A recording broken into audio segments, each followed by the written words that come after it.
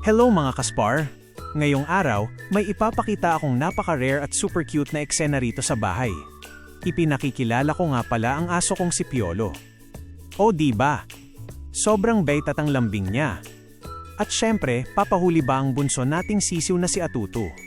May mga pagkakataon na ang aso at sisiw ay hindi magkasundo pero ibahin ninyo silang dalawa. Sa sobrang close nila ay pwede na silang maituturing na mag-best friend. Oh, tingnan nyo yan!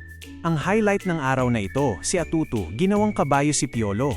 Nakasakay si Atutu ngayon sa likod ng kanyang best friend. Grab ang balance ni Atutu, parang professional na rider. At si Piolo naman, dahan-dahan lang ang galaw para hindi mahulog ang kanyang maliit na tropa.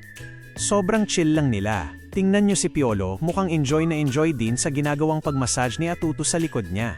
Free spa day para kay Piolo. Sana ay napangiti kayo ni na Atutu at Piolo ngayong araw. Pinapatunayan lang nila na ang pagkakaibigan ay walang pinipiling size, kulay o species. Anong masasabi nyo sa pambihirang friendship na ito? I-comment nyo naman sa ibaba. Huwag kalimutang i-like at i-share ang video na ito para mas marami pa tayong mapangiting tao ngayon. Hanggang sa susunod na vlog, ito ang Atutu at Piolo Tandem nag-aanyaya sa inyong magpakalat ng pagmamahal. Bye-bye!